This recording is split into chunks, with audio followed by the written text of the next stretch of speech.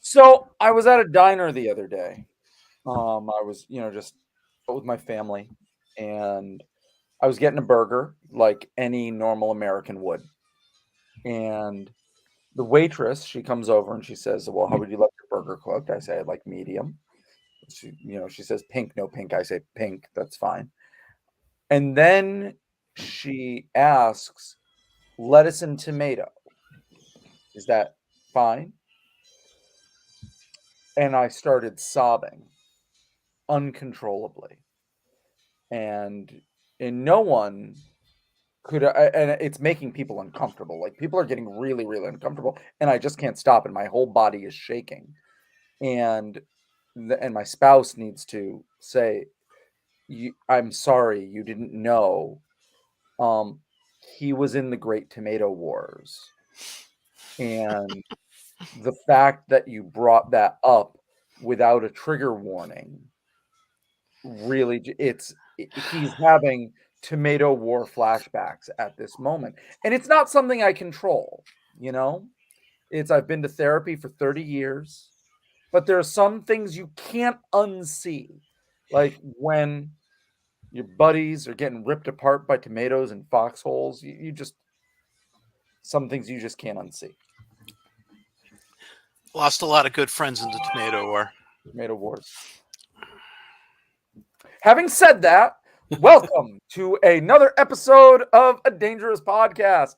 I am your host, Ian Alley Seals, and I am here with my fearless co-hosts, compatriots, Emperor Mighty Joe Corbett, Jason, and John. How you doing, fellas? Hey, I'm doing great. How you Yeah, guys doing? like, don't anybody answer at once, just like, yeah, everybody doing okay? Doing fantastic. How are you? I'm hanging in there. How you doing, buddy? Doing wonderful. Doing wonderful. Jason, is your audio working? Yeah, it's working now. Okay. Yeah. So today's film is the sequel to the cult classic Attack of the Killer Tomatoes. And Jason, you brought this to us, right? Is this No, your John idea? This is me. This is all you. This is all me. This is all me. This is a very Jason pick. It is a very Jason pick. Yeah, I could have done worse. I mean, this was really, I had a list in my head, and this was the least Neil Breen, let's say. Yeah. Like, this is Of the essentially bunch. mainstream film as far as Johnny C, brings up. It's incredibly. I mean, yeah. It is me. I mean, it stars George Clooney. How much more Okay, mainstream? whoa! No spoilers, dude. Oh, No okay. spoilers. And so anyway, this is not Attack of the Killer Tomatoes. It is Return of the Killer Tomatoes, and Much better film, I might add. I think the original film Attack of the Killer Tomatoes is known by two things. One, an incredibly kick-ass awesome poster. Like the poster of Attack of the, or not even the poster, like where we all would have seen it, which was a VHS cassette in the 1980s. And Joe Corbett, we grew up in the same town. So like, you remember at the East Haddam video store, you would have seen the VHS Entertainment Enterprises. I'm sorry. I had to name check it. Entertainment Enterprises. Entertainment Enterprises. Yes. If we were at NT Enterprises and you're perusing the aisle, and if there was a horror comedy section, it'd be there. But I actually think it would probably be in horror. They just would have thrown it in there. You would have had the Attack of the Killers, and it's this amazing poster of like a drooling fang tomato, like Little Shop of Horrors style, with vines coming out, just taking over the whole damn world. And it's phenomenal. It's a great poster. The movie does not live up to that poster. And they never do, though. I mean, that's that unique. Yeah. But really, you want it to. and a relatively kick-ass theme song. A catchy, just kind of theme. Like, I was singing that theme song my whole childhood, which went something. Yeah. Go ahead. John? Sorry. It went something to the tune of, and please, all of America and worldwide, feel free to sing along with me. Attack of the Killer Tomatoes. Attack For the Killer killer tomato. Tomatoes. You take it from there. for brunch and finish you up for breakfast or lunch. That's all I know. But That's a hit, man. That is that's a legend. And they were Wow. smart enough not to change the theme song for the sequel. yes. Return of the Killer Tomato. Tomatoes. Yeah. And so now the thing that I have to say is I am uncomfortable reviewing this movie. And I didn't think I would. First of all, the last episode we did was Another Earth. Like the high watermark in terms of quality films that we're ever gonna watch on this podcast. Which I don't agree with. That you don't, but that's my statement. That's the high watermark. And it's and then I'm like, oh fuck, I gotta talk about Return of the Killer Tomatoes now. God damn. But here's my problem. One of the requirements for an ADP film is generally that it doesn't know what it is. That if you're gonna do a wacky, crazy, stupid comedy, they generally are not supposed to be self-aware. They didn't know they were making a piece of shit. They didn't know what they were doing. And that cannot be said of either Attack of the Killer Tomatoes or Return of the Killer Tomatoes. But is that a strict rule or a general guideline? That was a guideline. It's a good, more of a guideline than a rule. Sorry, it's a Ghostbusters reference right there.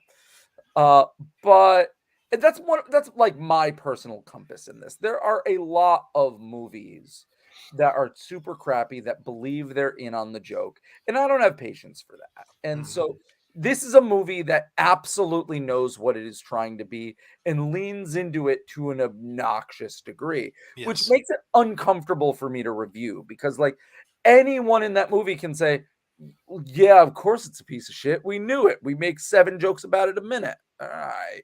And it's almost like a get out of jail free card. And it's not a get out of jail free card. So okay, all right. And on that, some of the puns are some of the goofy little jokes are funny. Did you see at the beginning? Oh yeah. Produced by David Geffen, Steven Spielberg, Yeah. Kathleen Kennedy. At that point. I was like, guys, wait a minute. That's John not a fucking Hughes. joke. Did you who here watched to the end? That's a effing Amblin Entertainment film. It can't be. It is. All right. Amblin, John Hughes, Kathleen. Come on. No, not all of that, but the end of the movie had an Amblin Entertainment logo. Somebody please look this up. Because all right, I'm on it. If they had the stones to put to just throw Steven Spielberg's company at the end and assume that he wouldn't sue them, that is awesome. And I love this movie 6 times more. But if this was an actual Amblin Entertainment movie, they weren't lying about Spielberg then. Spielberg put money in the movie. But okay. I'm going to talk about an incongruency between the two films. Now, has everyone in this podcast at some point in their life seen the original Attack of the Killer Tomatoes? It's such a long time ago. I don't even remember. Sure. But Joe, I know you did, right? So if I can just hijack did we this watch it together. So I'm sure we did. So okay. So a little bit of background. I'll try to keep it brief. So my experience, I remember my dad renting this movie back when it came out, and not because he would have enjoyed it, but because I think that he was thinking that it was probably clean enough for me and my brother to watch. Probably like a satirical horror film and something we would enjoy. And I remember being a little boy and being like, this is just terrible. Me who was at that point in my life, my goal in life was to be gung-ho from G.I. Joe and to marry She-Ra someday, thought this is just horrible, right? So I do remember watching it, but I want to go a little further with this, where I say, so this week, after missing the last podcast, And this week when we touched base, and I said, "What movie are we watching?" and you guys sent me the answer, and I said, "Oh man!" Like after I lobbied hard to be on this podcast, and now I'm like, "Oh shit, this was Careful a what bad you wish for. idea." Yeah. And then I said, I'm going to be a big boy and watch it. And I wanted to ask why Return of the Killer Tomatoes and everything. And let me tell you my shameful secret that now I'm not going to go as far as to say that I enjoyed it, right? I'm not saying I didn't enjoy it. But my whole point is getting to this, that so I watched it late last night. And so I may very well have not I may very well I didn't watch it, let's say, but I had it on in the background all day today. I watched I had to watch the original, so I had to see what I was missing. Okay, so you've seen Attack of the Killer Tomatoes in recent memory, like within the last 48 hours. Within the last 12 hours, yes sir. Holy shit. Yeah, so it's Joe, I want to put a pin in that right now because, like, I mean, this whole podcast just blew wide the fuck open. We're taking it to we have another a level. whole new level of content because I have all of these thoughts about what the original Attack of the Killer Tomatoes is versus this one, and I want to wait because I want to see if my memory of that movie is totally effing off. Okay. So, Joe, you are now like I didn't know we had this resource. I accept the challenge, buddy. Okay. All right. So here's what I'm going to do. I am going to try to recap Return of the Killer Tomatoes in as bare bones a way as I can, which is problematic because can we agree that the structure of Return of the Killer Tomatoes is essentially Airplane or The Naked Gun? It's like joke a minute, kind of every slapstick. Close. I wouldn't say exactly. It was the thing with Airplane. The thing with those movies was like deadpan. Yeah. Where this isn't so much that, but yeah, it is joke, non joke, sequiturs, and like we'll just do a sight gag and move on to the next sight gag. So when describing the plot, it's like you're missing a lot of the sight gags, and I'll put in a few of them. So the movie, it's a number of levels of meta. All right. And it begins in an artifact of the times that we just will not have anymore, like a UHF style movie of the week, and for those of you who are younger than us old men, there was once a time of broadcast television where entertainment was broadcast over the airwaves and you would watch it on your television and you only had 4 or 5 channels, but you did have UHF channels, which were kind of in the middle of the dial. They were local. And there'd just be weird ass fucking programming all the time. And often what you would have is a movie of the week, often a horror movie or something of that nature. And so you have this almost like a video disc jockey. There's a term for that, like whatever.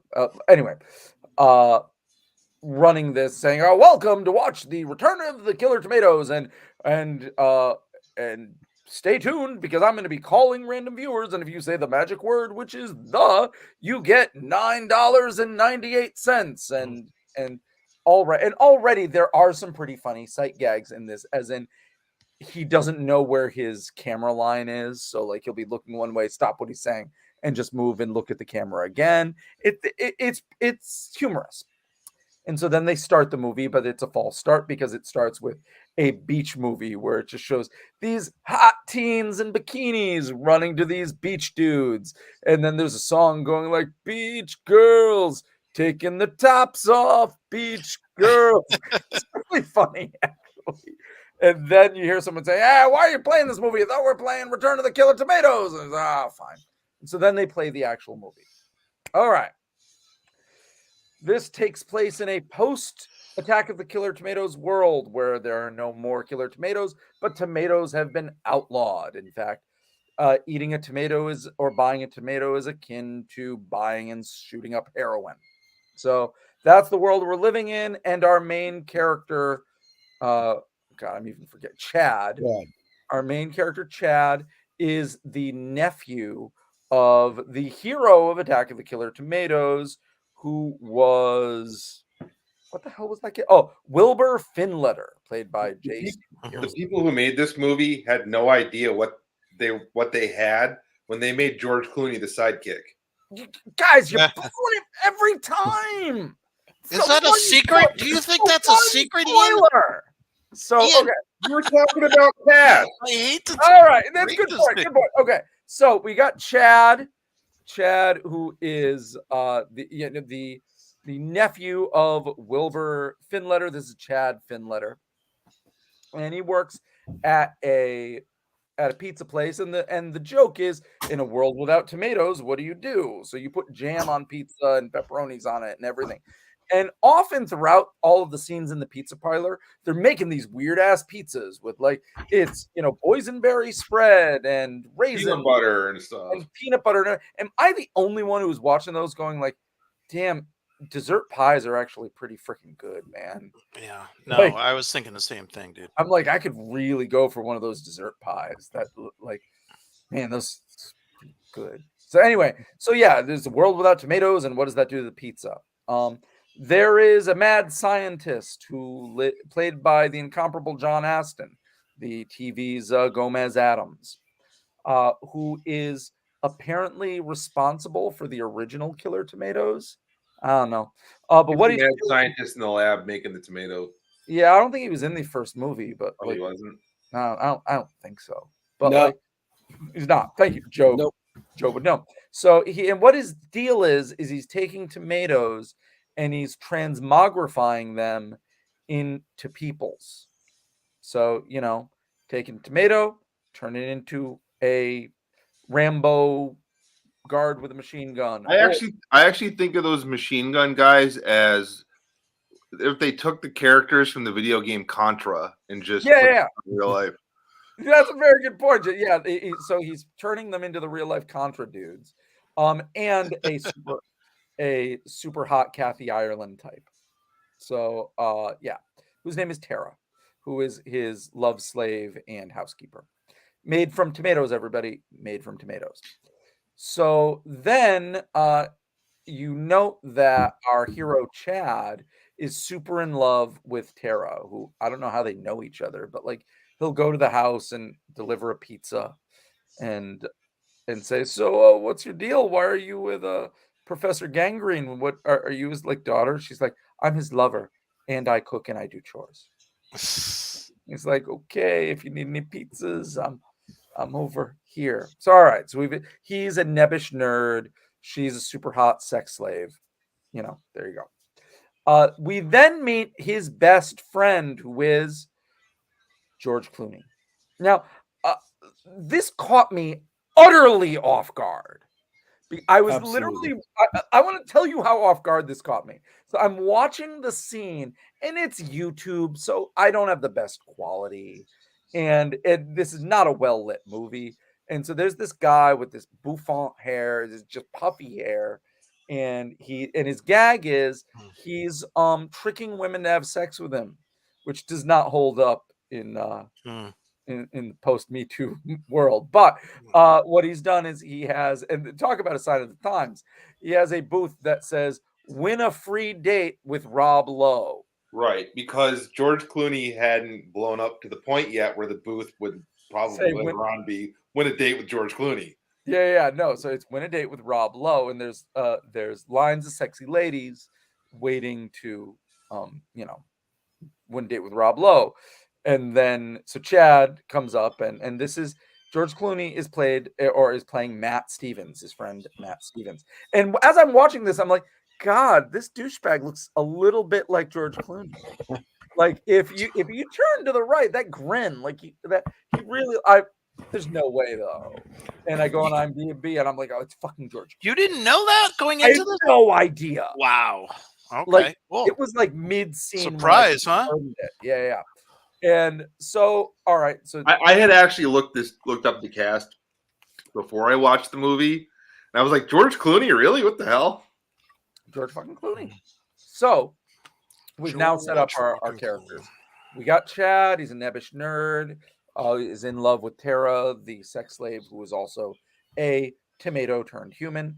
And you have Matt, the cool sexual swindler. Got it. There you go. And Wilbur, the former hero of Attack of the Killer Tomatoes. We then take a segue to recap the entire film of Attack of the Killer Tomatoes. And once that's done, the movie goes on. Here's the movie. Tara is appalled that her lover and benefactor and creator, Professor Gangrene, is going to throw away a fuzzy tomato because it's a mutant and you don't know what's going to happen if you want to turn one of them into peoples. Get Chewbacca, something like that.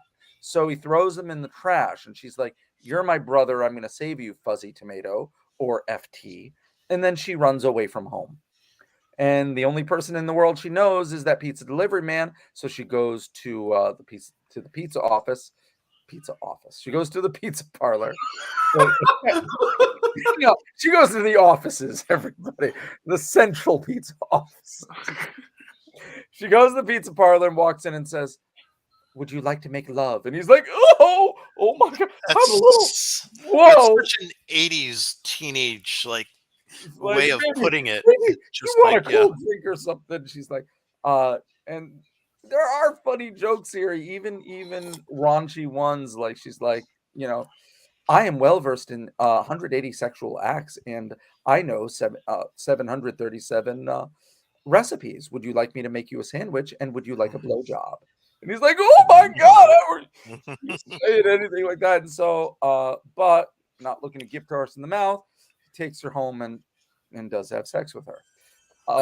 In the morning, George Clooney finds them. He's like, "Oh my God, you got a girl. This is crazy." And she's weird. But people are weird. And so Chad takes her around town. They go on dates and everything. And then they uncover a illegal tomato selling thing. And he's like, "Tomatoes are fucking evil. We got to call the police." She's like, "How could you say that about tomatoes?" And then now you have strife in the relationship.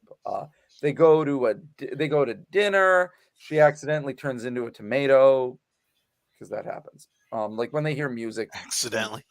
he turns into a tomato, then turns back, and there you see the problem. Like Chad hates tomatoes, like the rest of the world does, because they tried to kill the world, and she's a tomato. How can their love ever be? At some point, the jig is up. Chad finds out about her tomato-ness. He infiltrates Dr. Gangrene's lab, sees what he's doing, realizes Tara's a tomato, flips out on her. She flips out, runs away. She and FT, the fuzzy tomato, are running around town. FT's getting bounced all over the joint. And Chad comes to his senses and he's like, "She may be a tomato, but I love her and I got to find her." And so he finds her. She's now in tomato form. Did we ever see her turn into a tomato again? No, right? No. I think So she anyway. freaked out because music played once at some point, but she didn't turn into a tomato and her eyes. Yeah, burned red. anyway. He finds Fuzzy Tomato and Tara Tomato, but then they get kidnapped and then they go to the lab to try to turn her back into a human. But John Aston and his other tomato men capture them, and then they have to get rescued, and then Tara turns And back. she really worked to try to get the audience to sympathize with the tomatoes.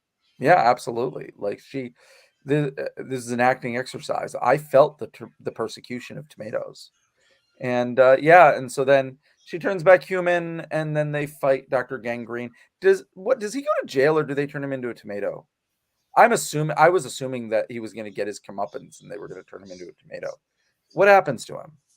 Did he just got beat right in the big shootout? I don't know.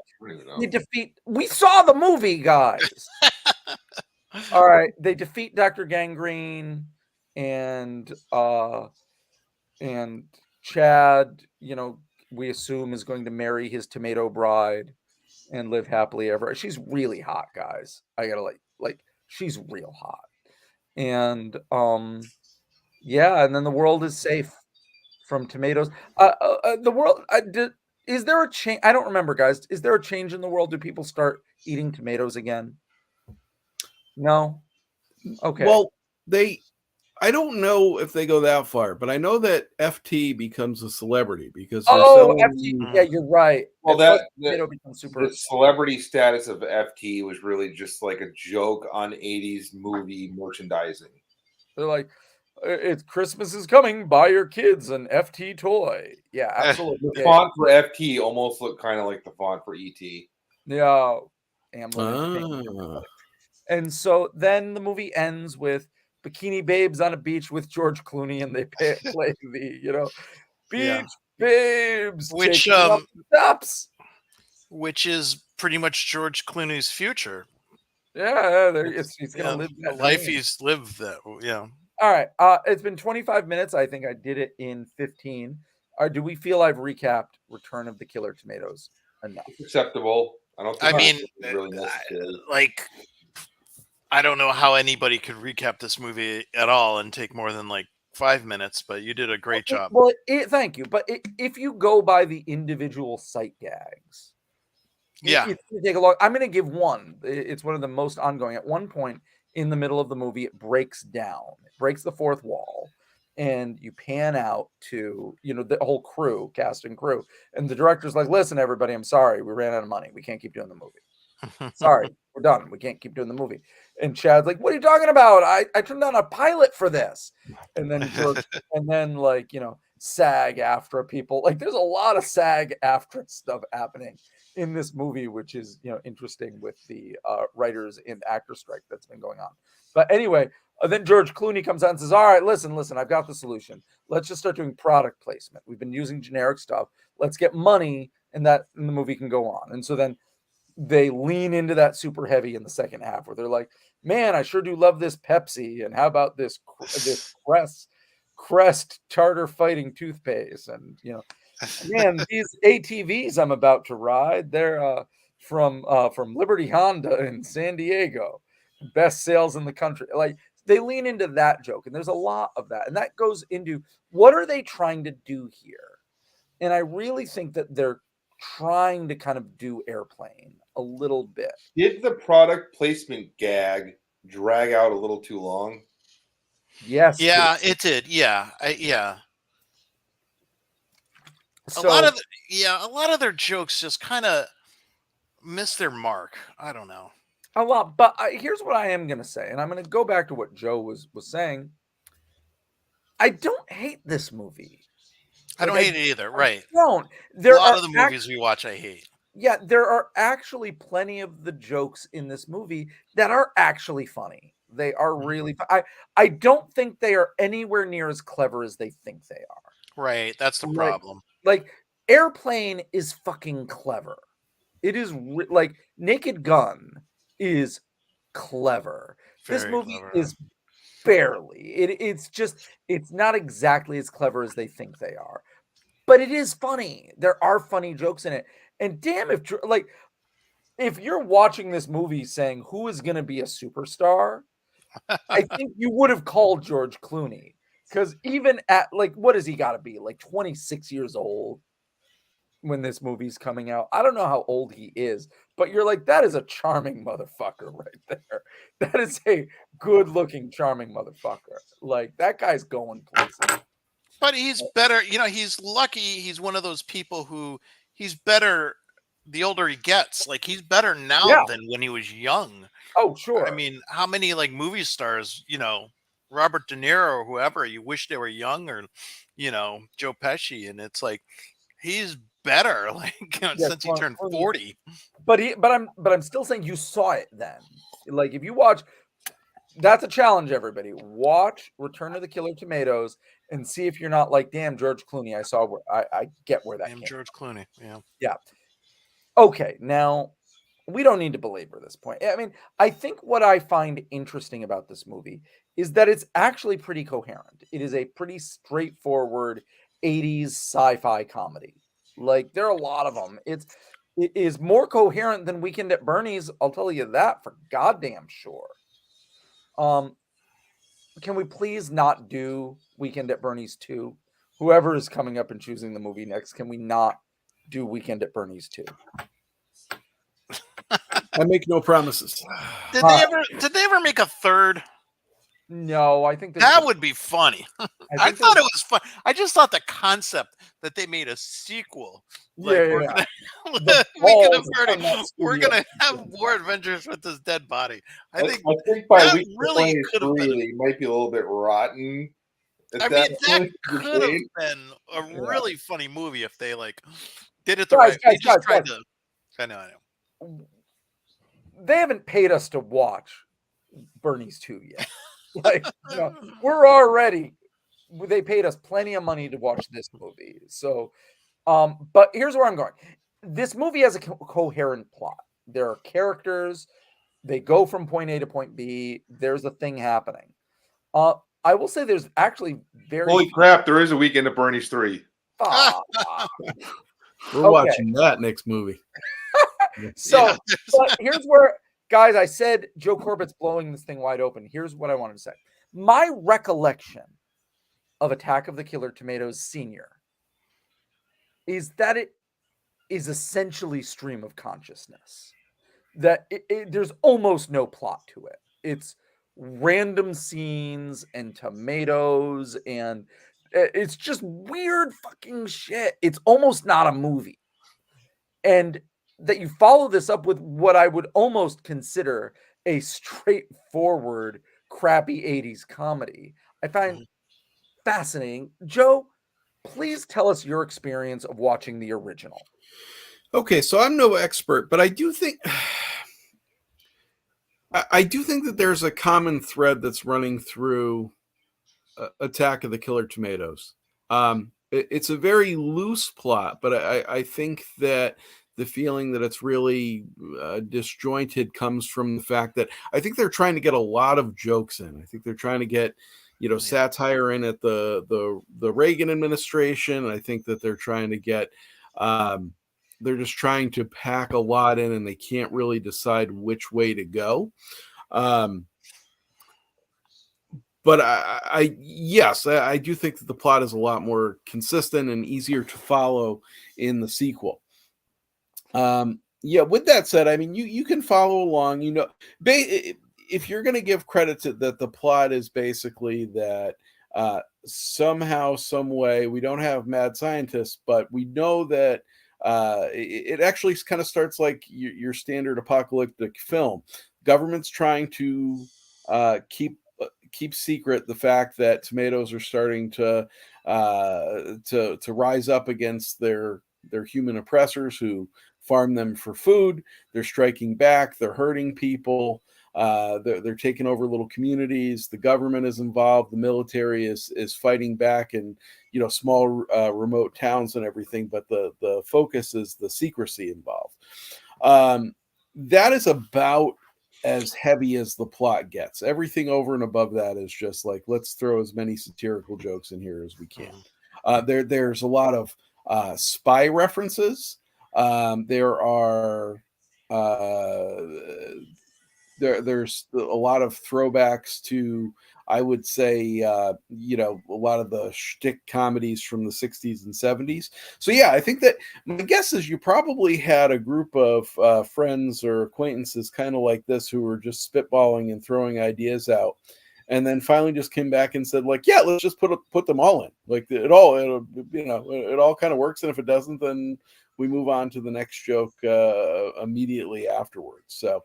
But you're right. There's really no, there is a showdown in the at the end where they do defeat the tomatoes, and true to form, I want to give Return of the Killer Tomatoes credit where credit is due. They do follow the original plot, I guess, is a generous term, of the first movie.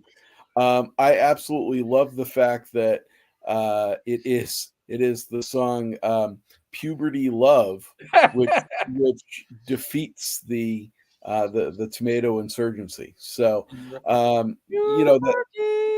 puberty love. Yeah, I gotta say, the music in this film is Right. just Surprisingly. Yes, There's better music in this than in Dune. I was giggling and I thoroughly enjoyed that. On the Clooney topic, yeah, I just want to say all the throwbacks you'll hear in media. Oh, it's always oh, we remember George Clooney when he got his start on as whoever on The Facts of Life, this minor character. And I'm officially calling out bullshit because this was a much better role for him than Right. his role in The Facts. Leading role. Yes, much Yeah, more leading memorable. Man, Uh, like, don't you get the feeling that Clooney was actually having a lot of fun on this movie? I absolutely think he was. You can't fake that type of energy and excitement. So, I've never seen him have so much fun in any film. Yeah. yeah, Like, yeah. I think, like, at some point, there's going to be, like, a Vanity Fair article or a BuzzFeed interview. Does BuzzFeed do interviews? I have no idea what the fuck BuzzFeed is. But anyway, they're gonna ask him, what's your favorite movie? And, like, he's going to have to answer truthfully, and he'll say Return of the Killer Tomatoes. Mhm. I'm willing to say that. All right, guys. I don't So- think we can get much more out of this movie. Jason, Well, I just want to say what my favorite part of the movie is. tell me. Oh, yeah, let's do that. Guys, favorite part of the movie. Okay, so this guy walks into the pizza place wearing like full military regalia with medallions and stuff, and someone points to him and says, Muammar Gaddafi, and everyone jumps him, which Yeah. obviously is how Gaddafi died in real life. Then out of nowhere, some ninjas start doing backflips jumping into the pizza place. I love that part. And then he says, no, I'm not Muammar Gaddafi. I'm your friend from the Great Tomato Wars. He's like, why are you here? He said, I'm here on law enforcement. Pulls out a badge, even though he's wearing military stuff, and says FBI. Word. That was a good scene. Joe, what was your favorite scene in this movie? Well, I'll piggyback off of that because the scene that from the again the consistency between the two films when you meet when Wilbur meets Sam Smith in the first movie, Sam is driving the gentleman from the government who is leading the battle against the tomatoes. His name is Mason Dixon. Which I loved, by the way, because I'm like, where do I know that name from? I mean, obviously, I get the geographic reference, but I was like, oh, that's kind of hilarious because in Rocky Balboa, that was the up and coming fighter was Mason the Line Dixon, right? Which I loved. But anyhow, so Sam Smith is driving Mason Dixon around. And for whatever reason, like it's kind of, you don't really realize it. You can tell he's kind of wearing some type of uniform, and he has this mustache. And so when Wilbur meets at the first point where Wilbur encounters Sam and Mason, all of a sudden they're standing there, and he freaks out and he goes, "Sir, watch out! It's Adolf Hitler." Right, and you realize that Sam Smith is the uniform that he's wearing is a German officer uniform. So it's kind of hilarious because just with the Gaddafi reference and everything there that they go through that. I'm gonna give credit where credit's due. Loved. I don't know that I can point to a specific scene. Love John Astin, his role. I think he was just perfect playing the. I love someone that can sell their goofball part, right? And he's part of what got me to watch the film and enjoy it because he's dedicated. Maybe the other thing I'll say that I really did enjoy was something also so prescient to 80s films where they're following Igor, and Igor goes to and I remember seeing this in a lot of movies in the 80s. They just would randomly have this toxic waste site, right? Now, 30 years later, we've buried them all or cleaned some, cleaned them up. But I just love when you find out that the secret ingredient is just this gallon jug of toxic waste that Igor has gone and picked up at the So that part definitely made me laugh, and I just love the little throwbacks here and there. It's like, no, wait, that's you're putting your hand in toxin. Yeah. Yeah, I had just totally forgot about how many stories did we see in the 80s that started and sometimes ended in a pile of just a vat of toxic waste. It was great. So yeah, I find nothing. It's not a great film, but I find absolutely nothing wrong with it. From the beginning, when I found myself giggling just with Chad using perfect hand signals on his scooter. Like I was just like, "Oh my god, this is great!" Like just you can tell that they put a lot of, because you're right, they're trying to get a laugh a minute. You have to put a lot of jokes out in order to do that, and I think that they just got like, okay, a lot of people aren't going to find this funny, but there's going to be some random idiot like me who just enjoyed the hell out of the hand signals. Like that is Yeah. just hilarious to me. So. Yeah, but John Aston is, as always, is the scene stealer. National treasure. John, any joke that particular stood out for you? No, not really. I mean, the whole thing was just kind of blended in. I mean, I will say I was more impressed with the music and John Aston. I think he's underrated. I mean, I always loved him in the Addams Family, and it was really good to see him in a good role here. The movie wasn't as bad. The thing, and this movie was everything I would hope it would be. It was like I wanted something. It's not a good movie, but it's not boring either. Sure. It's entertaining, but it's kind of stupid. So it's bad, and it's also not one of Jason's movies from Showtime in 1984. Well, no, honestly, this is something that would be on Showtime. That was on 1984. I remember seeing the original as a kid, and if you had HBO in like the early 80s or mid 80s or whenever I was watching it, they would play these movies all day, and so I've seen Attack of the Killer Tomatoes a lot. Never saw this one. And wasn't disappointed. I mean, there was a lot to like, honestly. But I mean, really quick here. You brought up like George Clooney and his thoughts.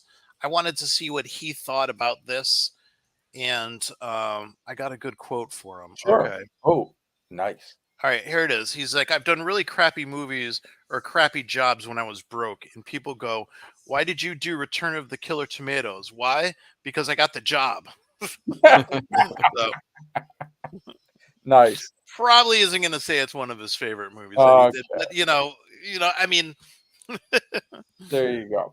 Oh, okay. I have two things. My favorite scene in the movie, there's just this moment when Chad realizes that Tara is a tomato because he breaks into the room and she's like eating fertilizer or something. Yes. And then they just both start screaming for like 30 seconds straight, just screaming back and forth. It goes on for a really long time. And That was then funny. Tara runs away and Chad runs after her. And there's just George Clooney on his couch, like eating popcorn and not paying attention to any of it. That's my favorite scene. I do have a personal anecdote of this. I had forgotten about this. I met John Aston. I spent the day with John Aston. Wow. Like my mother used to run a Cheney Hall Little Theater of Manchester, and John Aston was doing an Edgar Allan Poe series there. And I hung out with him for a day, and all I remember is him talking about how absolutely gorgeous and super hot Morticia Addams was, and how much really? like she was so out of his league, and like she would never have the time of day for him. Like that's all I remember of my entire day hanging out with John Aston. So you had Well, at least we all have that in common. celebrities around you like John Aston and B.D. Wong. Yeah, like all of these, titans of cinema. Yeah. No, I mean, listen, I say that, but I mean, they're both amazing. They're both national treasures. So were you agreeing with him? Were you like, you're right? She's way Yeah, out of your league." John. You're so right, John. Absolutely. Okay, guys, we're under an hour today, which is, I think, what Return of the Killer Tomatoes deserved.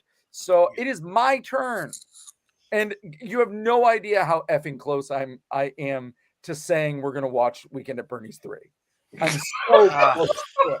But I'm not going to. I'm not going to. We're gonna watch it sometime. So Sometime, but today is not that day. One day all right. we will watch Weekend at Bernie's 3, but today is not that day. No, we're going back to our roots. We're going, if it's my podium, we're going to watch a Lou Diamond Phillips movie. Mm-hmm. I thought we ran out of those already. Oh, we have not, my friend. We have not. And we're going to go back to 1989, and we're going to watch not only a Lou Diamond Phillips film, but a Lou Diamond Phillips Kiefer Sutherland film. This is not Young Guns. It is not Young Guns 2. Does anyone know the movie to which I am referencing? Weekend at Young Guns 3. No. No. Chavez is dead by the end of that. Sorry, spoiler alert for everybody from a movie from 30 years ago. Is it Renegades? It is Renegades, Joe Corbett. Yes. We are watching Renegades starring Lou Diamond Phillips and Kiefer Sutherland. So tune Totally in. forgot about that movie. Yeah. Can we try to make it 2 weeks? In 2 weeks, guys? Can we try? Yes, All right. absolutely. So everybody around the world, get your DVRs, get your Amazon Primes, get your YouTubes if it's there, but Renegades, 1989. All right, gentlemen, this has been great. I've had a great time. And John, thank you for bringing Return of the Killer Tomatoes to us. I thoroughly enjoyed Absolutely. myself. And everybody listening and watching, have a great evening. Watch out for those tomatoes. All right, guys. Bye. Have a Good good night. night. How do I get out of this?